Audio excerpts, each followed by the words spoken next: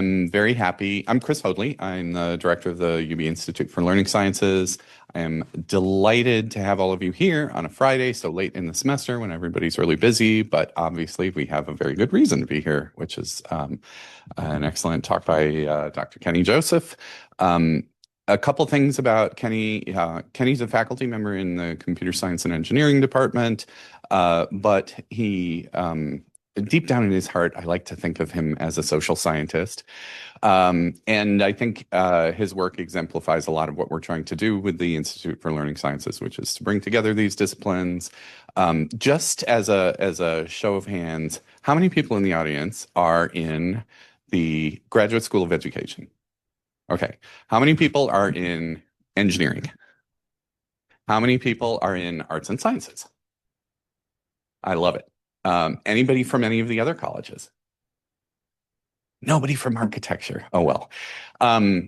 But I think it's emblematic of the kind of work that Kenny does, that it brings together this kind of an audience. So I'm very pleased to have him here. I could talk about his groundbreaking work on analyzing Twitter. I could talk about the amazing career project he has to look at how social media is influencing race in our country. I could talk about a lot of things, but I want to read a paragraph from his own bio. Outside of work, I identify primarily as a lame suburban dad doing lame suburban dad things like mulching, making bad jokes, and playing old man hockey. And so reminding ourselves that as we learn from work like his, that it is the connections between people that matter. And I'm really excited that we get to connect with him as a human and with his work today and his talk. So, Kenny, we'll let Thank you, Chris. That was super nice. I'm sorry, I think I have to wear the mic because it's the Zoom thing. I don't think I necessarily need it, but yeah, thanks. So you pointed it out. I was going to point it out, I think, at some point in the talk, but so I identify as a computational social scientist, which means I am okay at pretending to be a social scientist and pretending to be a computer scientist, but I am neither of those things. So I've been trying to get better at starting talks with pictures. I generated this using ChatGPT, I think. And it sort of reflects why I've been interested in this work. So I do sort of things that span a bunch of different areas, but this work on the web and how people present themselves on social media and how they express their beliefs and how that connects to ideology, which I'll talk about, has sort of been the core interest of mine since I started along this journey. And so I'm excited to talk about that. And really, when I think about that, again, I am motivated by the social science question, right? So we named this guy Gary.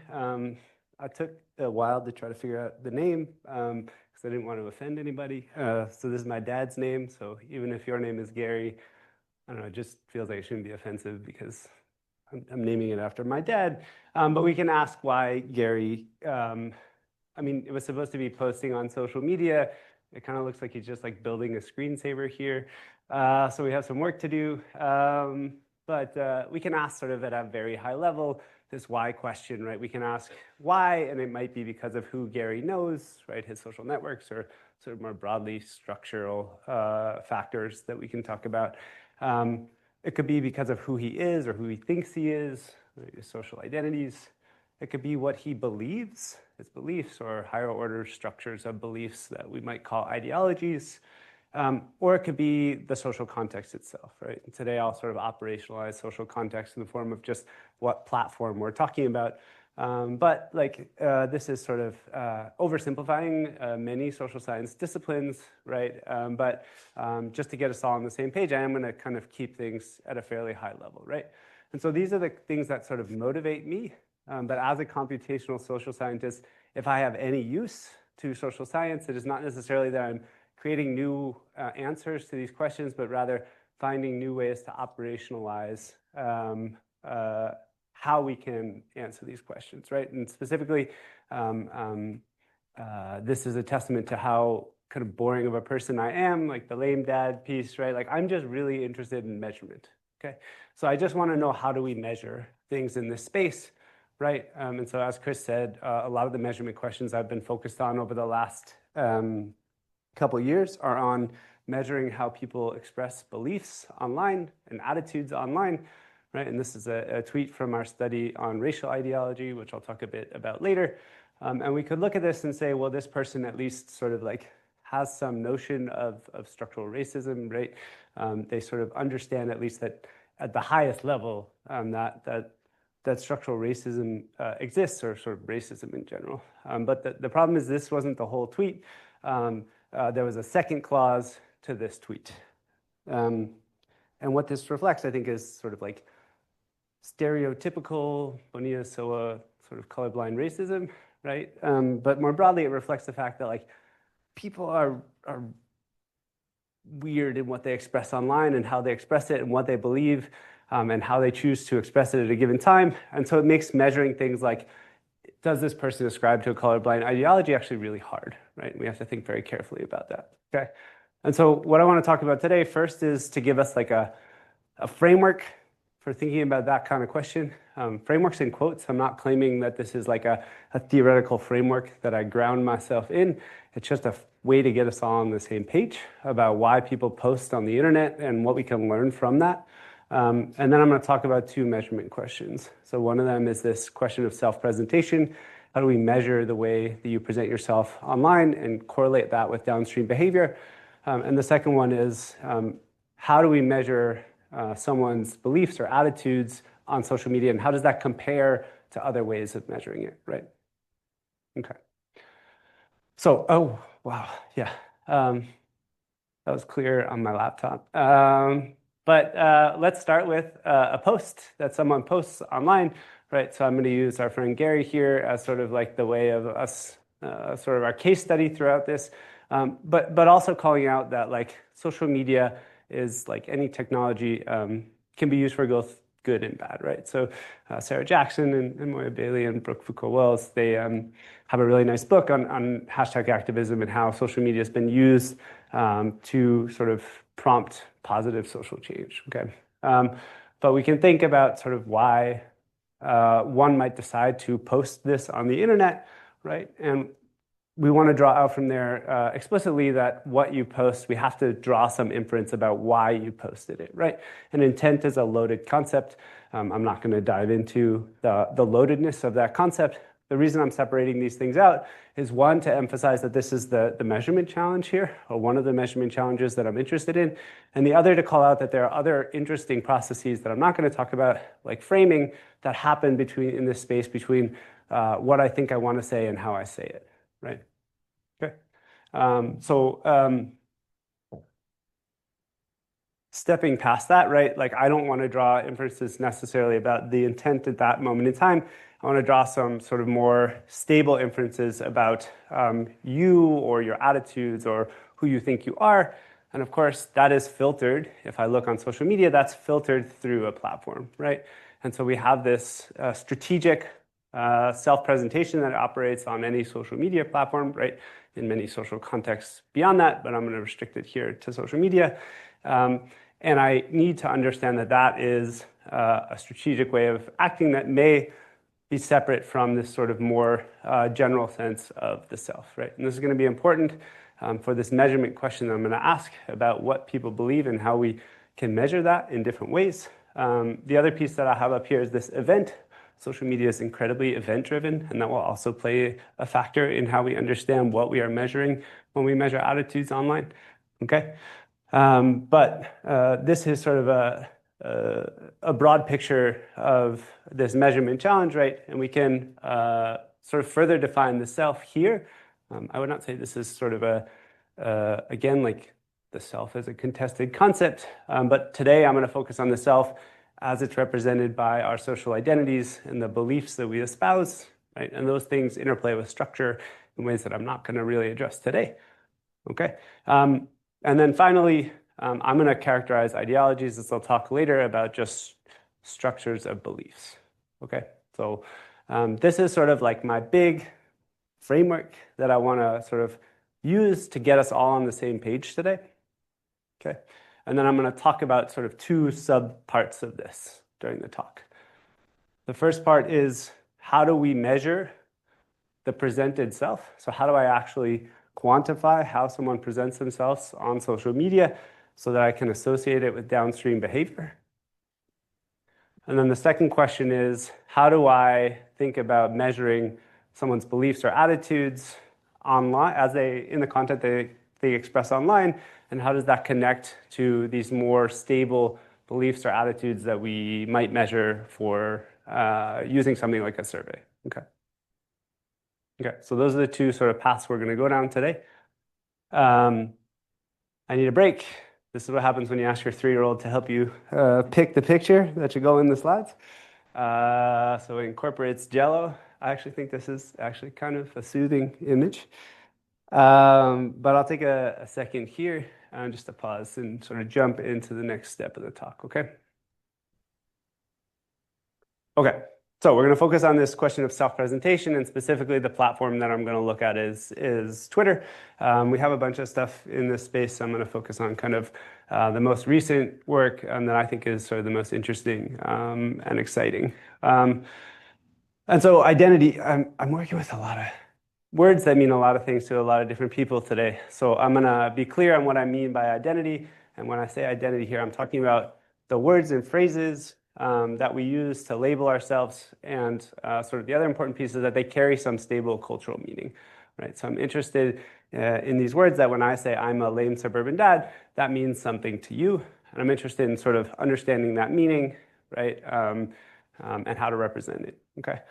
So like, just as a different testament, so yes, I guess I am a lame suburban dad. So when I say a father of 2, that gets your head in a certain place about who I am, right, and what I might do. It used to be that I had to picture this as like a father of 3, and this is sort of shifting your perspective maybe on the fact that I have a dog that looks like this, or that my kids are now older, right? But now when I say father of 4, that's when you start getting into like, this person's like a little crazy, right? So I think like there is really interesting nuance just in the fact that I switch from father of 2 to father of 4, and that sort of changes the way that you perceive me and think about me, right? And so we can ask some really fun questions, right? Like, what are all the identities that exist? How are they distributed across society, right? What do particular identities mean? And then sort of how do those identities and that meaning shape downstream behavior, okay? And so like, again, these are sort of the social scientific questions that motivate me sort of on social media and beyond. But these are hard questions because no one walks into a room and says like, hey, I'm a father of 2 now, right? Or hey, I'm doing this, right? Except when they do. And they do that on social media, right? Strategically, very platform specific. But before I stopped using this godforsaken platform, right, this is what my bio said. And so I am explicitly naming and labeling myself in ways that make it really interesting to think about, okay, how can we, for example, connect this to downstream behavior? Okay. So what I want to focus on today, though, is sort of the 2 kind of measurement challenges. So one that I think is maybe particularly interesting for this talk, at least for me, is this representation question. Okay, so how do I represent the meaning of a particular set of phrases? Here, we're going to talk about identities, right? But this is sort of like a representational model of meaning. And then the second piece, which is sort of the computer science or machine learning piece, is then how do I infer what position a given bio exists in that meaning space? Okay. I'm going to touch on the first one first. I would say that I distinguish between sort of psychological social psych and sociological social psych. And the psychological social psych models tend to focus on these sort of parallel constraint models, right? Where I'm representing meaning as sort of a network structure that's been activated in particular ways, right? And the sociological, social psych scholars, so I ascribed in particular for the sociologists in the room to affect control theory. And affect control theory posits that there's this sort of dimensional space. And specifically, drawing on Osgood, right? So strong versus weak, bad versus good, and active versus passive. So their claim is that we can put identities into this space and then use that to predict downstream behavior, okay? And so I've done some work to say that actually these two, if you play out the math, like this network representation and this spatial representation aren't actually that dissimilar. In fact, you can kind of convert one to the other if you play a couple tricks.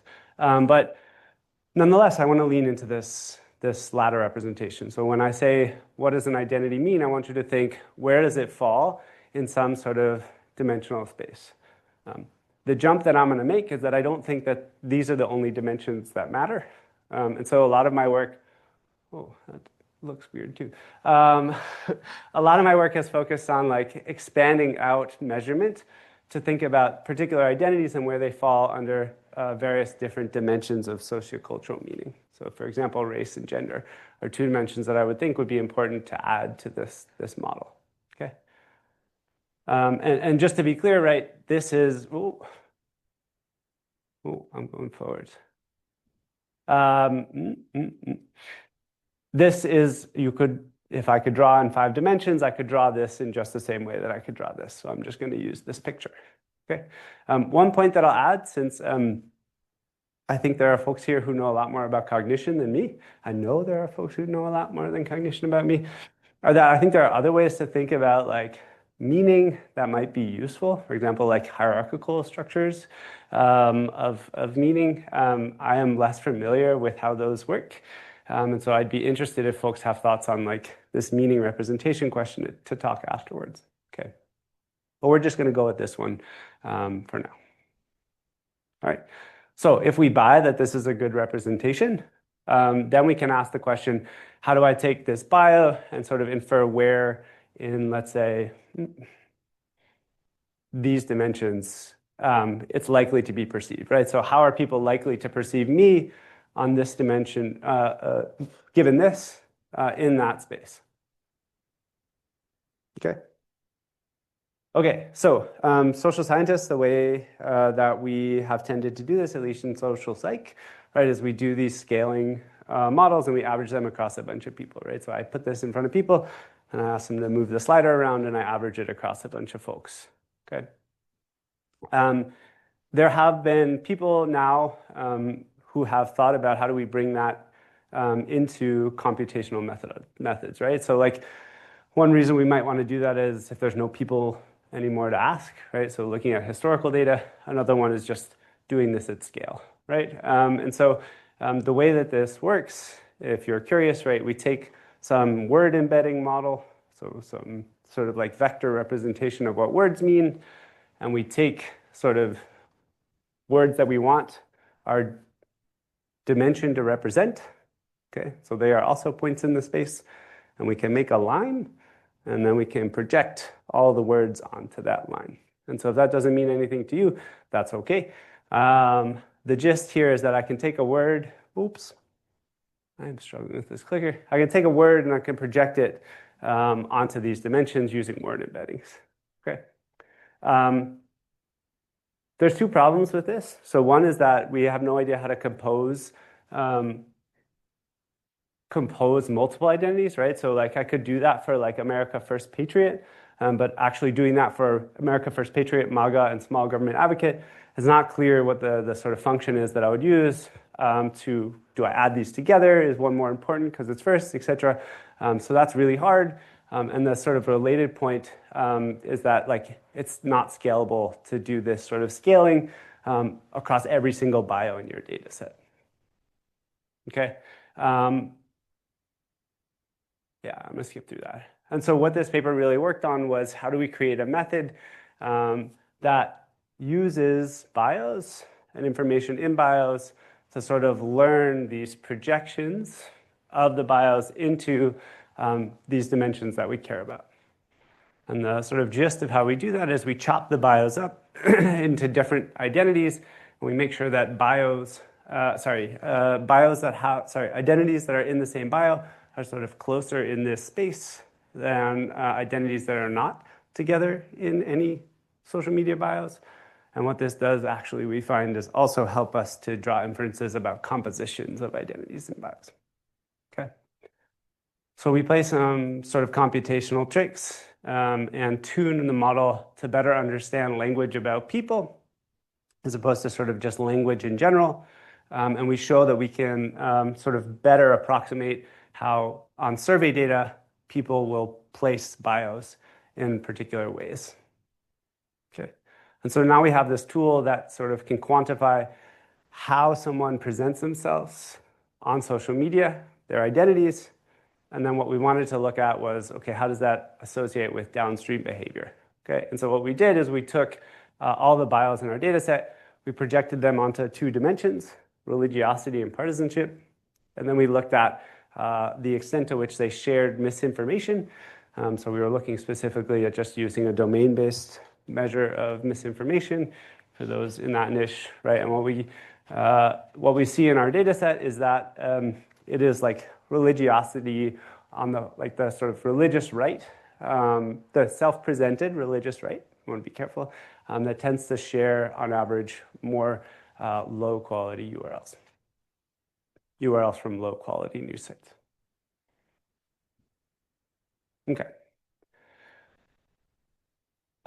Sorry, quickly then, just to sort of say like where are we going now? Owen, who's in the audience here, is looking at, okay, well, now we have worlds where not only are people self-presenting, but generative AI models are self-presenting. So this is from Character AI. And what happens on Character AI is you go there and you can click on a bot that some other human has created, and you get a greeting, and this greeting prompts both you and the bot to sort of start a dialogue. And so we've seen on this site that, we're just chatting about this, that this is sort of this new and interesting way in which people are approaching fan fiction, where you are sort of living the fiction through this generative AI. And I think it opens up a lot of questions about like, how do the people coming here infer their own identity, right? They're being told who they are. And then of course, how does the model infer it as well? And what does that mean for their engagement? We're also looking sort of at questions about how does this happen across the globe? So I've made a lot of assumptions about what dimensions are important. And so we can look at across the globe what salient dimensions of cultural meaning emerge. Okay, Jello. Should I go through? I think I'll push through before questions. Yeah, that makes sense. Okay. All right. So that's the first part of the talk.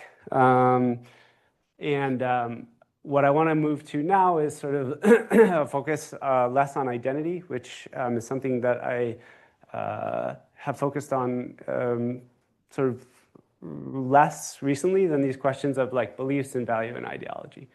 Okay.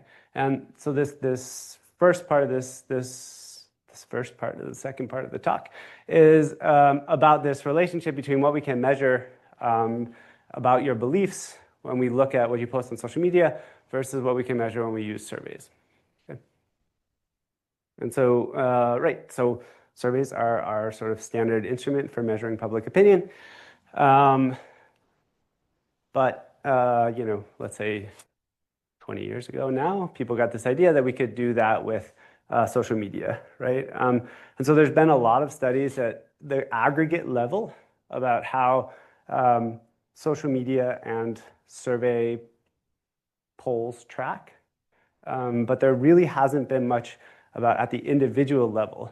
If I ask you this question on the survey, and then I look at your social media content, do those two things line up, right? And we would hope that they do, but the punchline is like, it's not so straightforward. Okay, so here's the data I'm using. This is from the COVID States project that was housed primarily at Northeastern. It ran from 2020 to 2023. We we had a pool of roughly 20,000 respondents per wave of the panel, and we asked people to share their Twitter handle. Not everyone did. You can imagine there's some self-selection there. But we pulled out a set of roughly 8,000 people who had sent at least one tweet in this time frame we were interested in. Okay, and then we just used purely a keyword-based approach to pull out tweets that were relevant to these things we wanted to sort of infer attitudes about. Okay, so those 4 things were lockdowns, masks, Trump, and vaccines. Okay, so we have these tweets. We're gonna I'll show you in a second how we're gonna sort of infer the intent or the expression of attitudes in those, right? But the sort of, oh, sorry, I'm doing that now. So you could imagine we would sort of do this computationally, but that adds like another layer of error, right? So we don't know if that model's right.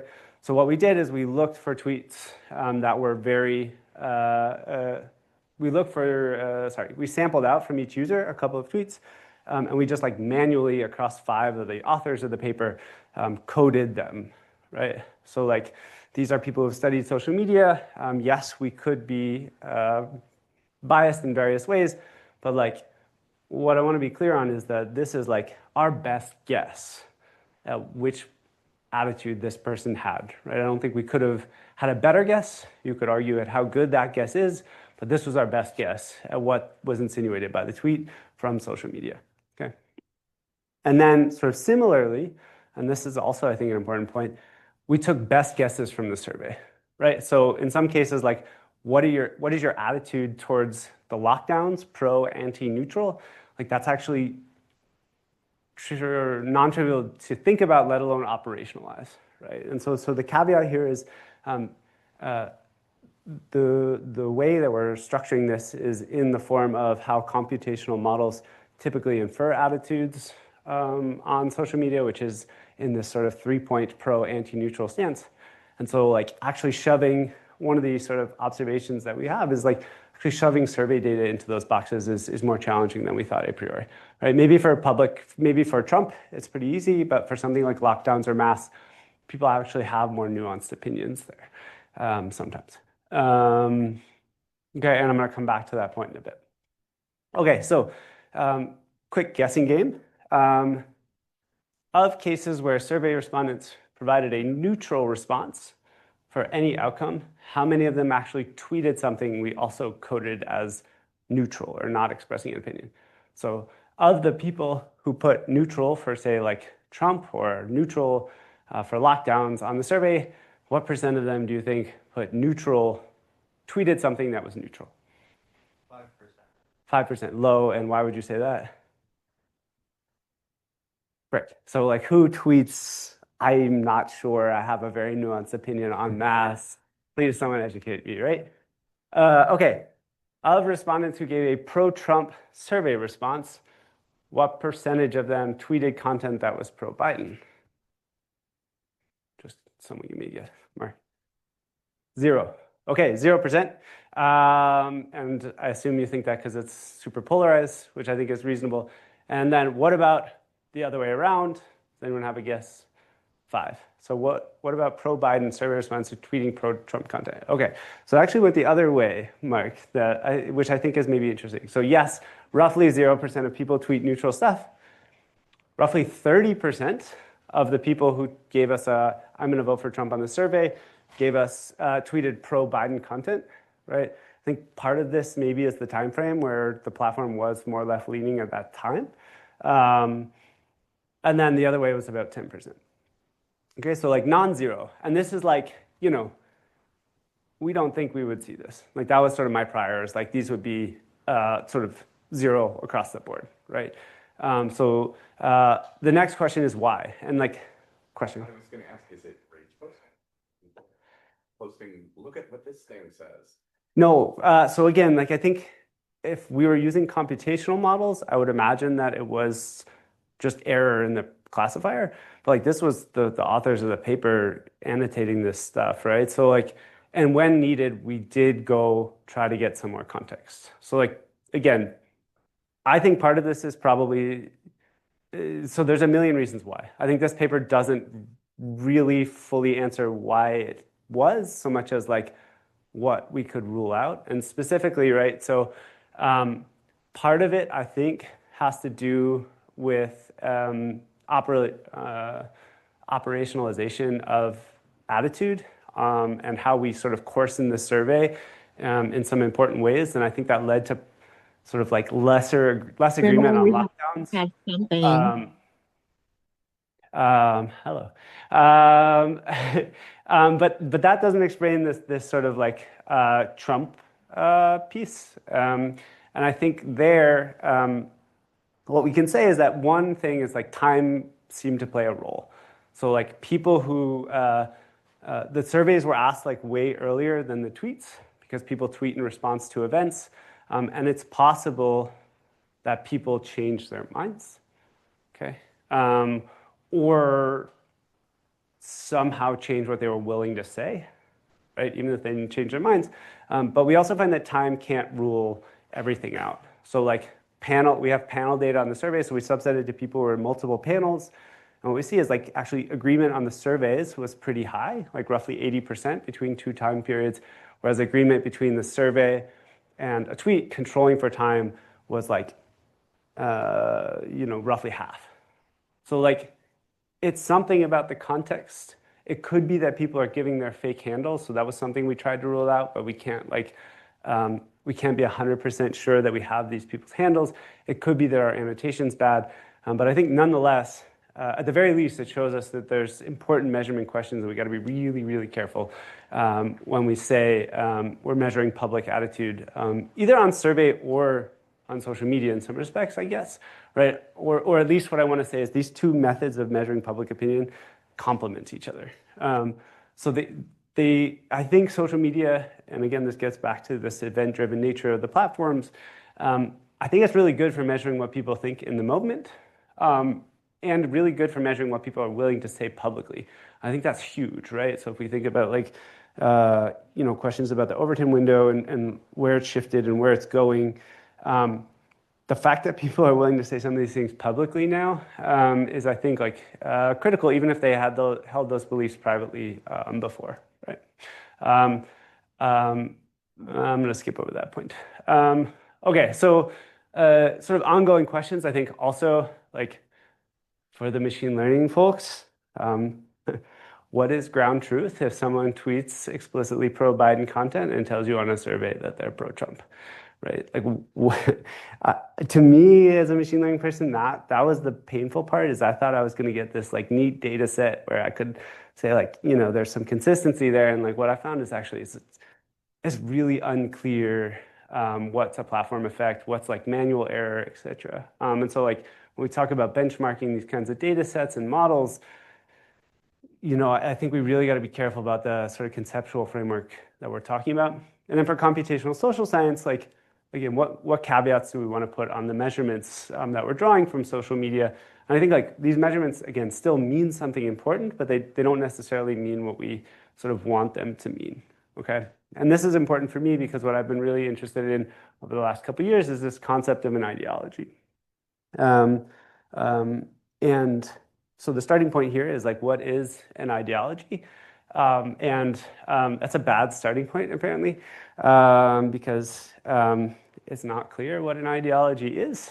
But I think like the stable definition that we seem to have is like an ideology is like a set of things that go together, which means like next to nothing. But it means something, right? And so like, of course, like I'm greatly simplifying. So there's at least, I think, 4 papers in the last 25 years about like just like what is ideology, and they're reflecting on that, right? But I think actually, even though this definition is really simple, it gets us to thinking about some new questions, at least from the computational social science space, where a lot of what we do is just say, okay, ideology is left-right partisanship, and we're going to put you into one of those buckets, right? Which is meaningful and important, but like we can ask more questions, right? So we can ask like, can I discover all of the ideologies that exist in a given data set, right? Where I define some notion of coherence. And then what are the beliefs and values or attitudes that are associated with this particular ideology, given that definition of coherence, right? Then we can ask these questions about, okay, now where do people fall on those different ideologies? And then we can also say, right, ideologies are not something that you just sort of belong to. You use an ideology for a particular purpose. And we can say then, how are people using these ideologies in the way that they talk and think? Okay, so the sort of, this is sort of ongoing work. But I wanted to put it out here today because this is, in my view, a space to like sort of start conversations just as much as it is to sort of like show you what we've done. So this is sort of like the thing that I'm sort of super actively thinking about, would love to talk further on. Again, as Chris mentioned, I've been thinking about this with Kim, my collaborator at Portland State, in the context of racial ideology. And so what Kim is really interested in at first is she's saying, okay, like let's fix this question one, and in some respects question two, right? So let's say we know the ideologies that exist and we know what beliefs and values we want to think about, then we can ask these questions about like who aligned themselves to those ideologies and when did they do so, right? And so this is sort of the first piece of this work, but I think we both really want to go back and say then, okay, what if we loosen our assumptions about which ideologies exist? What has emerged post-George Floyd, post-Trump, post-Trump. All right. What has emerged? Like, have these ideologies sort of fundamentally been reshaped? And if so, like, what does that potentially mean? And so the last piece I'll touch on is then, like, I think my long-term goal in this space is really to bring this all together and sort of not only think about collections of beliefs and ideologies, but then to bring this back to questions of identity. And so we've done some of this looking at sort of the ways in which people who were supportive of Bernie in 2020 in the primaries were sort of like lumped into one category ideologically and from the identity perspective, and how actually that sort of masks some really important both ideological and identity variation within people who supported Bernie. And, you know, we talked a little bit about kind of what that we think that meant for that movement, and, you know, what social movements might look like moving forward if we understand them as these sort of like mixed ideology, mixed identity spaces. Okay, and with that, I will close for questions. Thanks.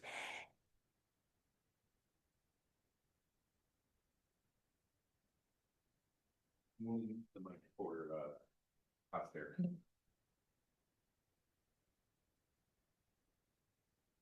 I can start. Thank you, Kenny. That was very helpful. So with regards to some of the questions that you were posing towards the end and what turned out to be surprising data for you about you know, pro-Trump voters that were leaning towards pro-Biden content in their tweeting. I've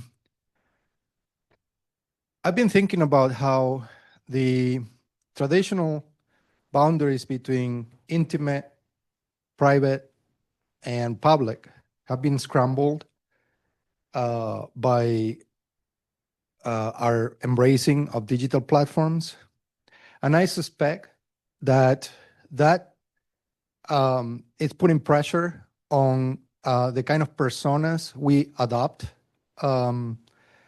in our different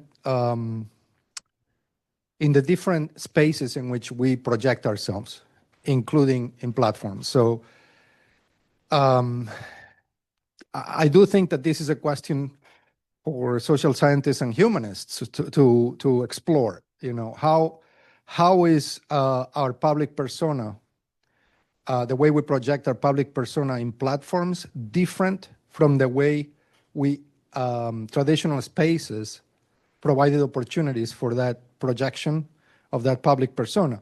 And it has both implications in terms of identity and in terms of ideology, I would think. Yeah. That was a really good comment, and I'm not sure I want to like say much on it because that was great, David. I think you're right that like what people consider public is shifting, and I think that's generationally true as well, right? So like, as there are some folks here know, I'm not like super up on the new social medias, but I do think that like, yeah, just like the idea of putting a camera in front of my face and talking into the internet is so scary. But it's normal for some folks. And like, is that a private space? Is that a public space? What do you reveal in that space? Like, yeah, these are super interesting questions. I do think the other thing that I'll touch on. So I said I wouldn't say much, but that's a good comment. So now it makes me think. So another piece is like, yes, like I'm a computational social scientist, as I said, but like conversations with you and other people in this room, like, it really needs to be, well, I'm not sure it needs to be computer science at all, but like, hopefully it does, since that's where I'm situated right now. But certainly the social sciences and humanities need to, both the social sciences and the humanities need to work into this kind of work. And so, that's why those kinds of collaborations are super fun. The last piece I'll say is like, there's been some push, at least in my circles lately, about like we're spending too much time studying ordinary people and not enough time studying elites. And I definitely think that that's true. And so like there it becomes an important question about like, yeah, like is there concern about what's public and private for elites, or like how does that reshape it? So I think that's interesting too.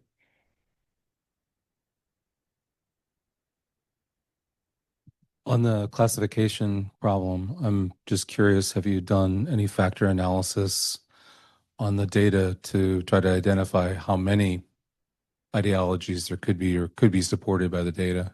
Yeah, right. No, that's sort of exactly the kinds of methods that we're sort of aiming for, is like some sort of like factor analysis style thing. I think that the part where you want to be careful, right, is like you want to operationalize what you mean by coherence, right? So like you have to make some assumptions to learn from this data. So like you got to assume either that like a user has some stable ideology over time, or like groups of users have stable ideologies over time, but there's sort of no free lunch. Like I got to make some assumptions about what I expect to sort of cohere together to do a factor analysis, right? To like create the matrix to do the factor analysis on, if that makes sense. I'm just thinking in terms of, because I do alternative investing, and there are papers, everybody comes out with a paper on a new way to come up with factors for the market. And now there are papers that are doing factors of the factor models.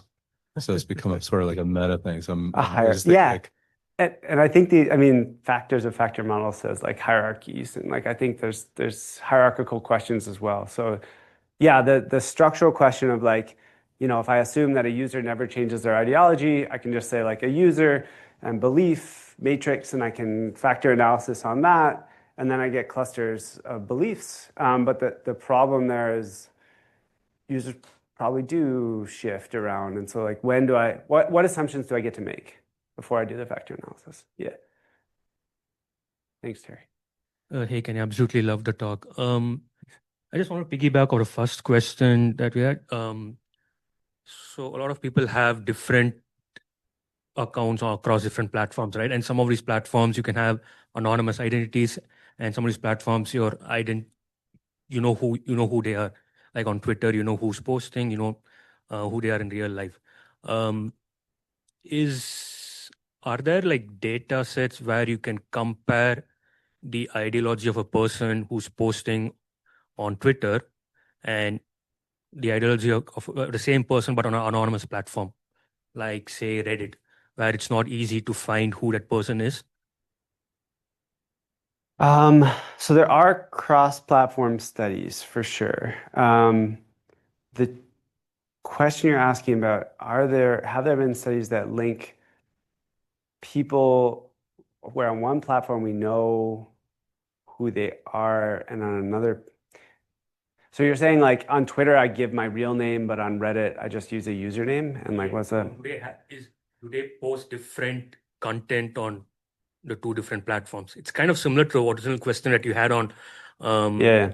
If Yeah. on a survey, a person might give Right. one answer, but on Yeah. Twitter they might give a different answer. Yeah, so people have used like link trees to do some of this work, and like people tend to reuse usernames, and so there's been some work on that. But like offhand, I don't know of anyone who's focused explicitly on the sort of very narrow question of like, if I give my real name on Twitter, but sort of I don't on Reddit, are those people different than people who, I don't even know if you can give your real name on Reddit, who both give their real name or something? So that's actually super interesting, and I don't offhand have an answer to that one.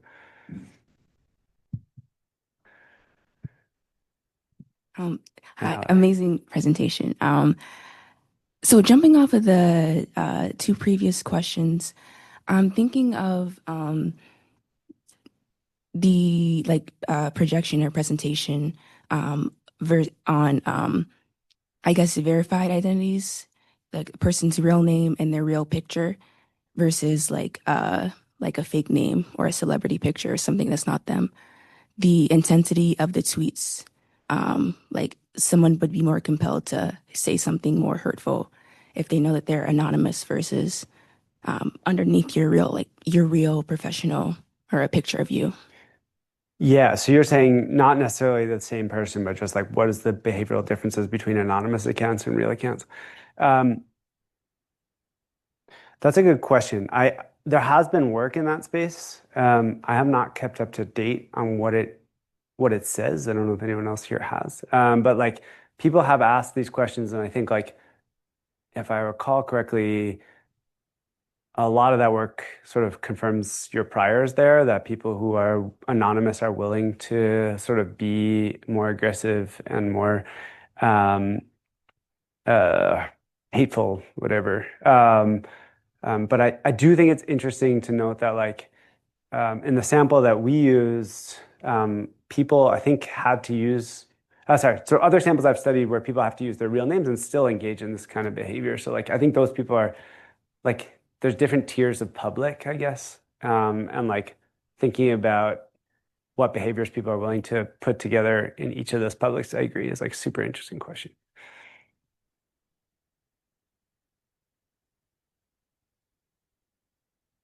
Yeah, I want to offer maybe a slightly criticism of or just to hear what your response is, right? And so, I think with a lot of like maybe unfair criticism, and I'll offer the unfair criticism. So just to hear your response, right, is the argument that this is a classic computer scientist's view of social identity, and that, oh, it turned out people are complex, right? That they can have more than one opinion about a presidential candidate. And I think it's an artifact of the fact that you're measuring expression on these platforms rather than consumption, right? So there are studies on misinformation that suggest that it's the misinformation that people are exposed to is what's causing them to, let's say, accept a particular ideology. It's not expression that's necessary, right? As opposed to, right, as you kind of even discussed it earlier in your presentation, where you talked about 2, 3, 4 kids, right? You know, one of them's a dog, right? Like, that's not necessarily who you are. And so here we are trying to like convert Twitter, where you could even argue it's a game. The game of Twitter is to get the most amount of retweets, right? Where in fact you might actually like, you know, and there might be people who understand that. Like, I know you can't measure age, right? You didn't have that maybe data necessarily available, but like if you segmented based on ages, right? Old people like myself, you know, we think what we say online is a good representation of our identity. My kids would tell me that it's pure performance art, right? And that it's absolutely nothing to do with actually who they are as their identity. It's about, you know, getting, well, I'll give away, even I'll make myself really sound old. It's about getting lols, right? Or something like that, right? Or whatever it is. I don't know. I don't have any Riz. Okay. So, but where is the, like, so, you know, why are we focusing on like a particular, arguably boutique platform and then the expression there and then trying to build identity from that, only to conclude, hey, turns out people are complex. Sure. So I try to be clear that I view this as these self-presentations as strategic. So I want to emphasize that that's the base assumption. The base assumption is not that people are trying to present some authentic version of the self. It's that they're trying to present some strategic actor. And so the second point here is like, do we care about consumption versus presentation? I agree consumption is important. I've looked at that in other work, but like I actually do think presentation is more important, particularly when we start to think about elites, right? So if this is a performative platform and there are games to be played on the platform, the games that elites play really matter. And I think we've seen that play out in our politics over the last decade. And so there is a reasonable critique here that we're not studying the elites in this work. But I think if we want to understand where things, to the extent that social media matters, and so that's another valid critique is like, do these games matter on Twitter, even for the elites? And like, I think the answer for the elites is probably yes. I think the games that ordinary people are playing, I think you might be right that like those don't really affect things that we care about. But I do think that how we express these things in the public and the sort of discursive superstructures that we create in what we say and how we link those two identities, that those do shape important sociopolitical things that are happening right now. So I think that's one point there. And I think that the other piece about like, is it interesting that identity is complex and that people present complex identities online? I think that's fair. I think that's more maybe a broader critique of quantitative social science. We try to put numbers on these complex things. And I think that, that is reductionist and there are problems with that. And I don't necessarily argue that this is a distinct form of storytelling that simplifies some things that maybe shouldn't be simplified. But I think, again, that's where I come to like, I think this tells a different story than the story that David would tell. And I think both are important in us sort of fundamentally shaping the way that we understand how identity exists and how it's used. So I think in essence, like, I think on the expression versus consumption piece, I would push back there a little bit and say that expression, I think, is the more important one because I don't think that consumption on social media is as important as we make it out to be. And I think there's pretty good evidence of that. But I do think you're right on the other piece where there's a question of like, you should be more clear about what the value add is on this sort of quantitative social science side. And I think that there I'm still working. I think that's definitely true. There's some evidence in finance that polarization can move money. So, for example, the Wall Street Journal says Tesla sales are down 70%. Price is down. It's a great time to buy. People who read the Wall Street Journal actually then rush and buy. The New York Times says Tesla sales are down 70%. Tesla is on its last leg. Hurry up and get out. And then people who read the New York Times actually hurry up and sell. So for an ideology, if you see the exponents of the ideology having the ability to influence other followers actually to move money above and beyond what rational actions would suggest, does that help you define that ideology, or you'd expect actually that this is an abnormal phenomenon that has gone too far and then will disappear at some point? You're saying, Christian, like, is it the case that like one should like people who are clearly proponents of a particular ideology that are then able to influence behavior, like that's somehow a salient signal that we should be paying attention?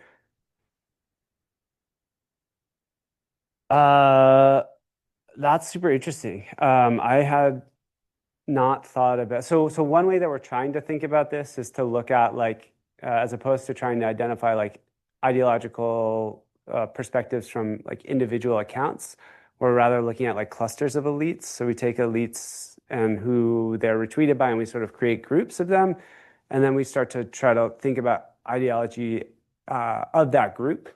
which kind of gets what you're saying, but what you're saying is like super interesting and different, which is like, can we look at sort of coordinated behaviors external to ideology and use that as a signal? And the short answer is like, that's a cool idea. I'm glad I came here. So for all of these, but yeah, I hadn't thought about it at all. I have a little bit observations, and the idea of identity is taking it as a stable is problematic, because identity, if you go to the root, it comes from identification, and which is a process. Who's identifying whom, and how this identification is taking place, and what is the sphere in which this identification process is taking place. So there are lots of forces are moving around, and sometimes they get stabilized and sometimes they are not. So they are movement in this process. And that's why sometimes historical studies are very useful to trace what kind of identities came to the fore and what type of identity went go to the background. So in that way, this concept requires I think a very thorough articulation. That is one thing, because it is a social science. So that makes it complex. And the second observation related again to the idea of ideology. Ideologies are often created by social science because they are kind of analytical tools to locate certain forces. And then people are kind of classified according to these forces. So there are some kind of categories that are put on the people, and likewise, and they are held as such, as analytical tools. So sometimes they are problematic also, because we put so many people into a group and assume that group are coherent. And it may not necessarily be the case, because even small groups, even teams, they are not coherent. There are lots of conflict, there are lots of multiple identities and even ideologies operating within the group. So how can we, these two conceptualization fit into this measurement aspect that we are doing through this process? So in other words, conclusion is this study really giving us some insights? So I'm just, I keep quiet here. Yeah, that's great, thank you. So I want to take those in turn. So I can be more specific about what I think is interesting, and therefore what I choose to study, which is like we take these surface forms, father of two, father of three, and we want to understand when they are conveyed, what they mean to someone, right? So I agree the process of identification is very different. And I also agree that in other talks where I know my audience a bit better, right? Like I'm much more careful about the specifics and saying that I'm interested in those particular surface forms. And for example, not that I'm studying identification. But again, like this gets to the other piece, which was here and which I totally agree with, which is like, yeah, all social science concepts exist at various levels of complexity. And I think that if we look along the spectrum of how to understand them and how to characterize them and how to operationalize them, we get a richer picture. I still would submit that it's interesting to know how people think about fathers of two versus fathers of six, right? I do think that's a social process that's worth studying, and a social process that's worth studying because we can predict behavior based on your reactions to that. But I would agree that like that gives us nothing in the context of like the process of identification and how that's changed over history. And so this is sort of a yes and in my view. The ideology piece, actually, I would argue that like what I'm trying to do is actually make the study of ideology more complex than it currently is, sort of getting to your point. Like I think most work in this space says ideology is left-right position, and we sort of arbitrarily then ascribe beliefs to those positions. And like I think ideology is way more complex. And so like I'm simplifying because at the end of the day it's some sort of matrix that I'm playing with, right? And I'm simplifying language, but like I do 100% agree that the underlying goal should be that there should be smaller, more granular understandings of the groups of people that exist, for example, within a social movement, and the ideologies that they ascribe to and what those ideologies mean. I think we're officially out of time. That doesn't mean that we can't continue the conversation with some lovely sandwiches. So one more round of applause for Kenny, and appreciating very much the conversation you're bringing. I will say this is our last UBILS event of the semester, but if you didn't sign up on your way in, there's a paper sign-up sheet. Please add your name both so that we can justify the sandwiches, and also so that you can sign up for our mailing list for next semester.